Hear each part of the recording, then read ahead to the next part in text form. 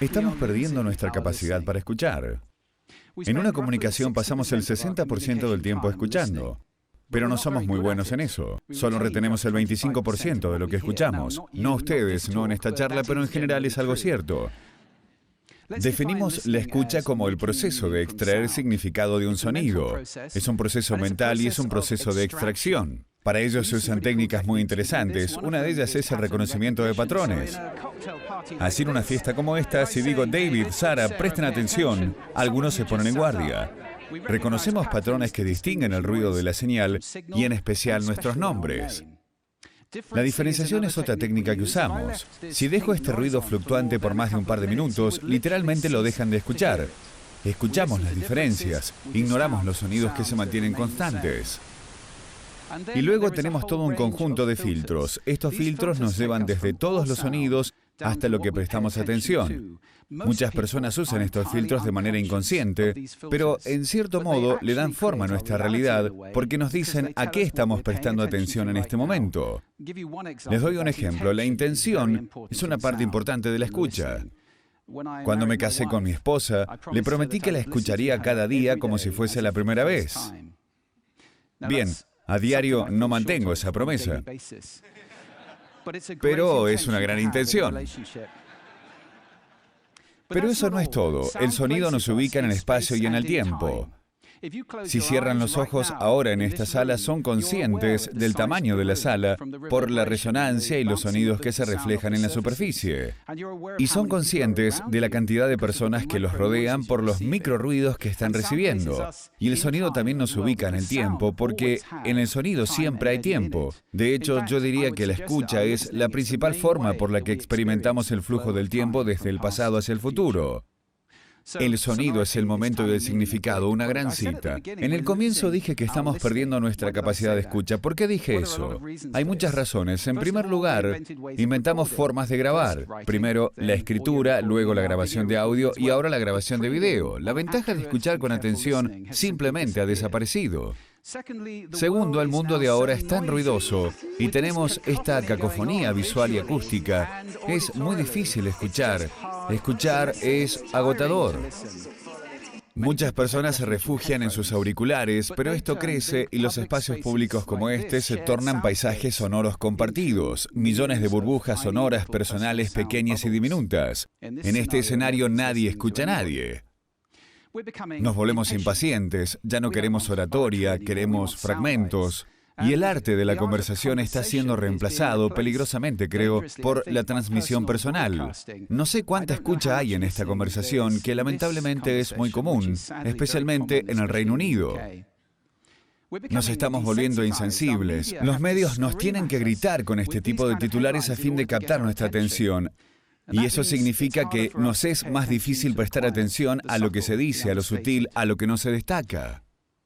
Es un problema serio que estemos perdiendo nuestra capacidad de escucha. No es una cosa trivial, porque al escuchar accedemos al entendimiento. La escucha consciente siempre crea entendimiento, y solo sin la escucha consciente pueden suceder estas cosas. Un mundo donde no nos escuchamos unos a otros es de hecho un lugar tenebroso. Así que me gustaría compartir 5 ejercicios simples, herramientas que se pueden llevar para mejorar sus habilidades de escucha consciente. ¿Les gustaría? Bueno, lo primero es el silencio. Solo 3 minutos de silencio al día es un ejercicio maravilloso para recalibrar los oídos y volver a escuchar la tranquilidad. Si no pueden lograr silencio absoluto, busquen la tranquilidad, eso está absolutamente bien. Segundo, a esto le llamo mezcla. Aun cuando estén en un ambiente ruidoso como este, todos pasamos mucho tiempo en lugares como este. Escuchar en una cafetería, ¿cuántos canales de sonido pueden escuchar? ¿Cuántos canales individuales estoy escuchando de esa mezcla? También lo pueden hacer en un lugar agradable como ser un lago. ¿Cuántos pajaritos estoy escuchando? ¿Dónde están? ¿Dónde están esos murmullos? Es un gran ejercicio para mejorar la calidad de nuestra escucha. Tercero, a este ejercicio lo llamo saborear. Es un ejercicio hermoso. Se trata de disfrutar de los sonidos mundanos. Por ejemplo, esta es mi secadora. Es un vals. 1, 2, 3, 1, 2, 3, 1, 2, 3. Me encanta. O prueben uno de estos.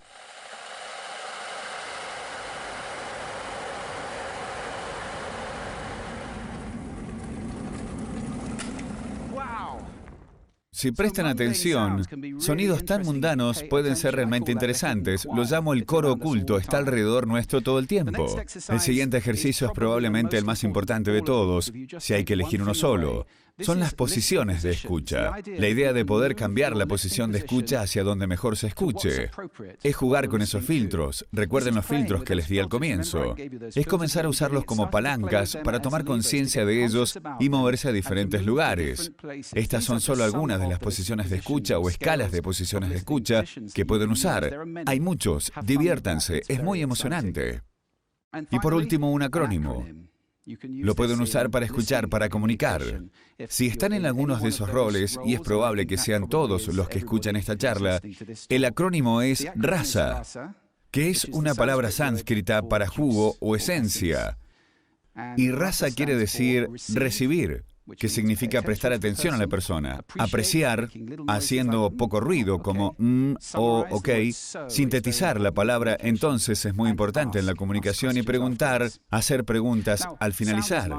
El sonido es mi pasión, es mi vida. Escribí todo un libro sobre esto, vivo para escuchar. Eso es demasiado pedir a gran parte de la gente, pero creo que cada ser humano necesita escuchar conscientemente para vivir plenamente, conectados en el espacio y el tiempo del mundo físico que nos rodea, para entendernos unos a otros, conectados espiritualmente, porque cada camino espiritual que conozco se basa en la escucha y la contemplación. Es por eso que necesitamos enseñar a escuchar en nuestras escuelas como una habilidad.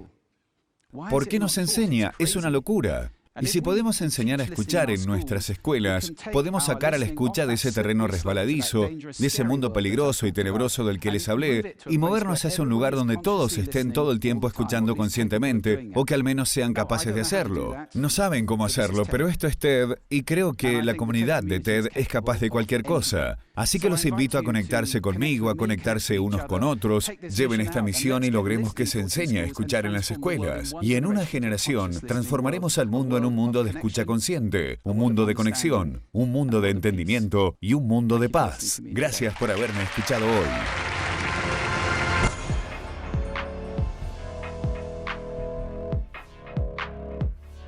Me gustaría decir que la audición es una función sensorial, pero también es una función cognitiva, ¿sí? Que involucra diferentes procesos y tiene una complejidad variable y creciente.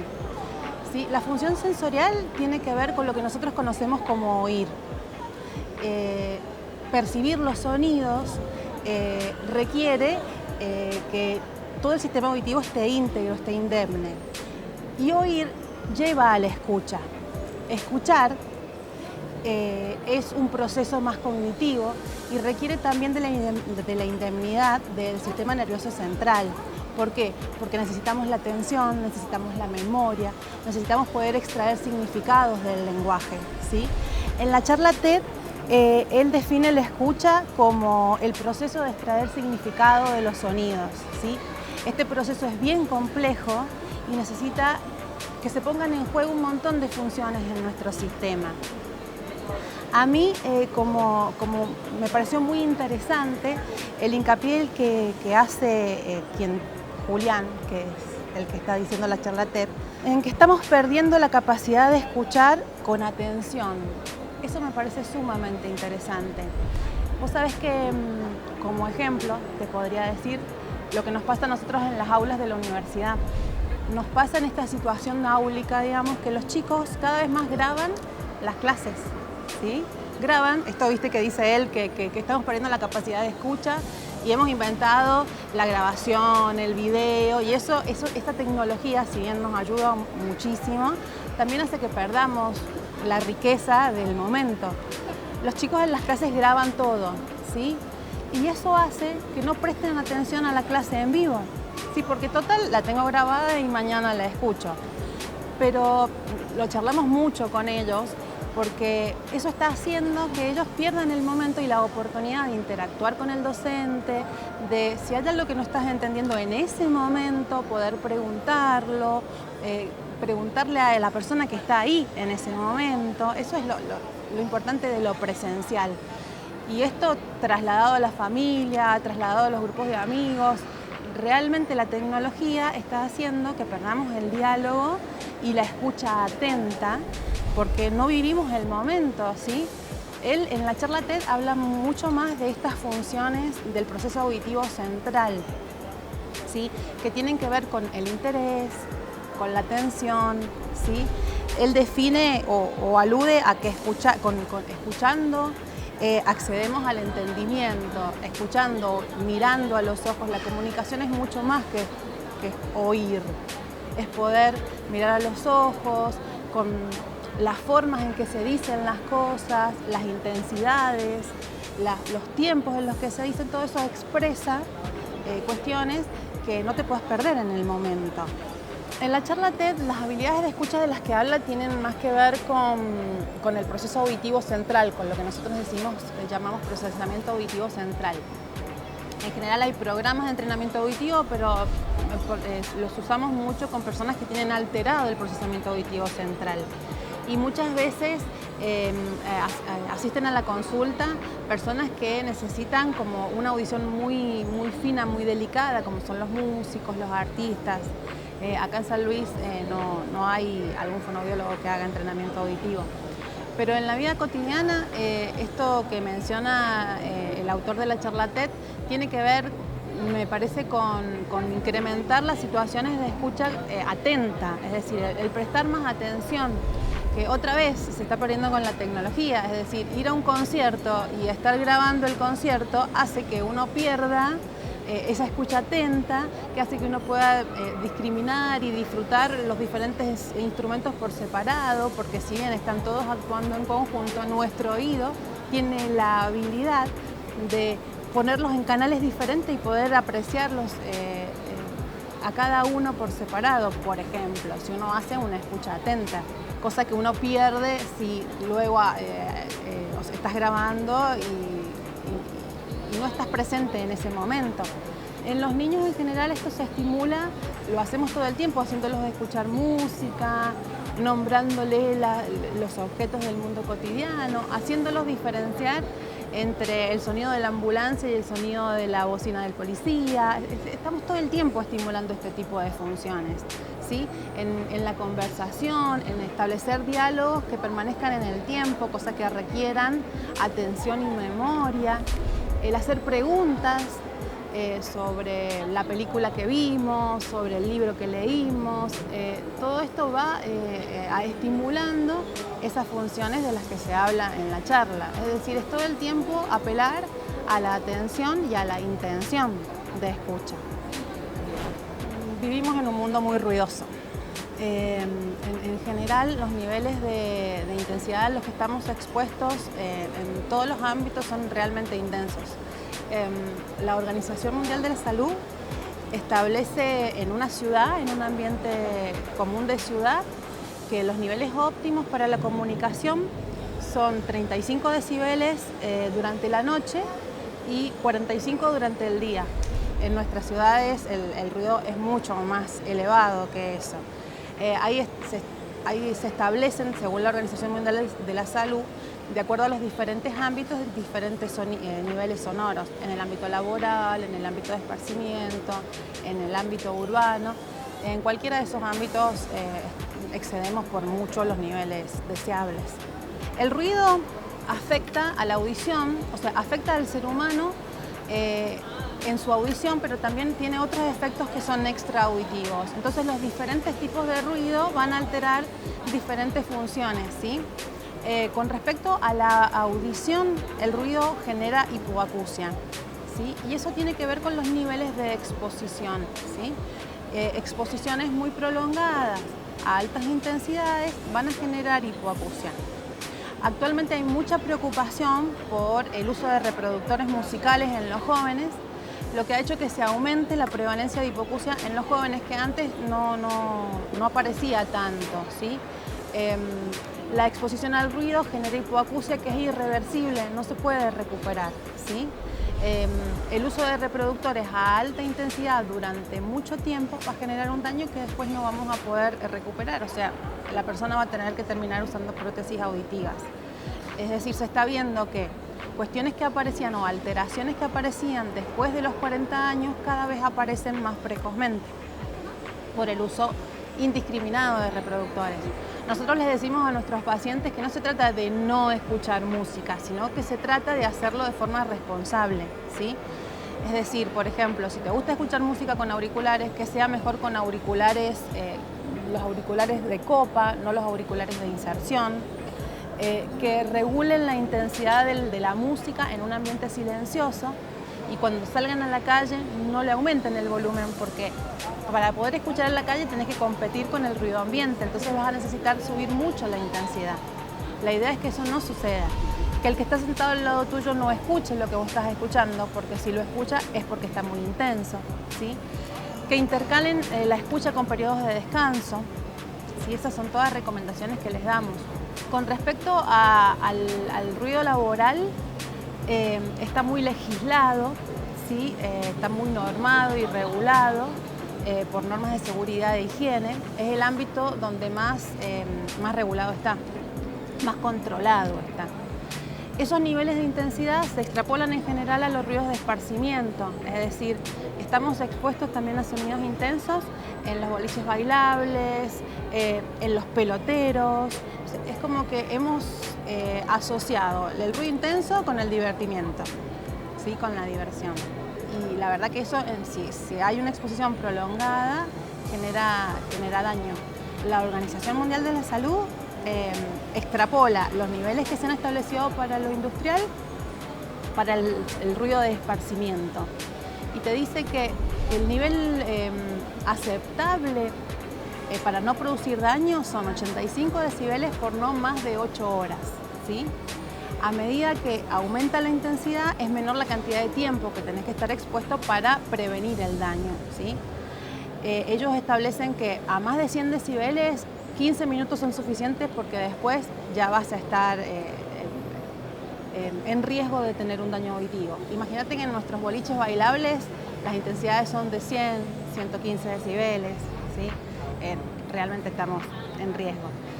Y con respecto al ruido urbano, el ruido urbano está regulado por normativas municipales en general, donde se establecen cuestiones como por ejemplo que las motos no circulen con escape libre, sino que pongan silenciadores, que no se exceda el uso de la bocina. Bueno, son todas regulaciones que están en la normativa y que deberían ser controladas para que se cumplan.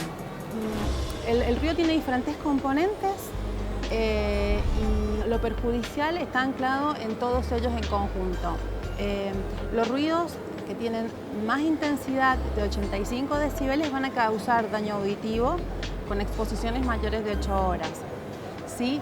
Esto está establecido como en lo laboral, pero en un ambiente hospitalario, por ejemplo, lo deseable es que la intensidad sonora sea de 35 decibeles, no más. Es muy bajito esa intensidad. En una escuela, en un aula, en lugares donde es necesaria la comprensión atenta, la intensidad no puede superar los 45, 55 decibeles.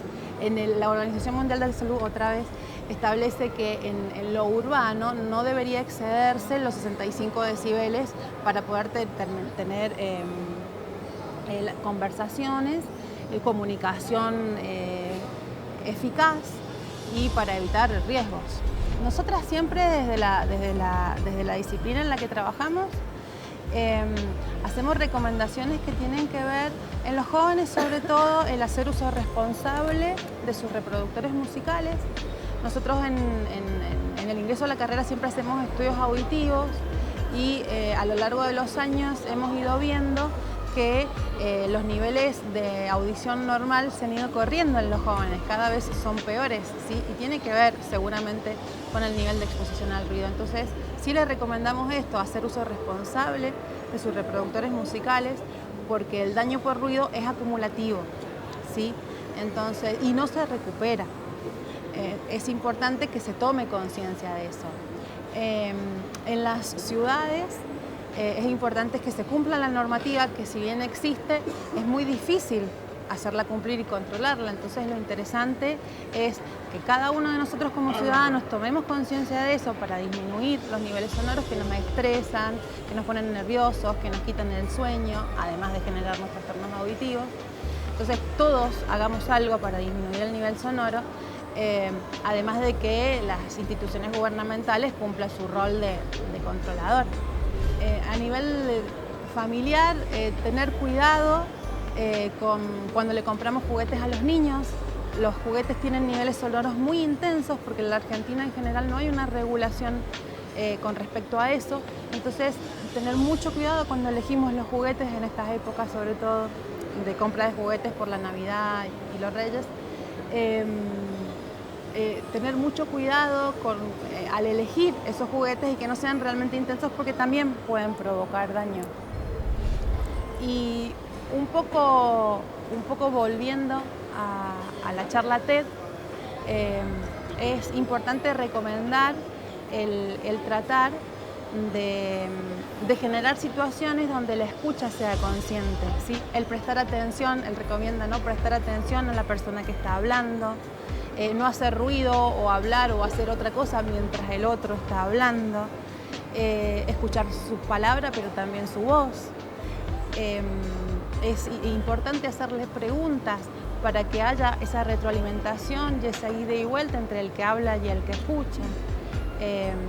La recomendación es esa, a comprometerse, hacer que la escucha sea consciente para vivir plenamente el momento, como lo dicen en la charla.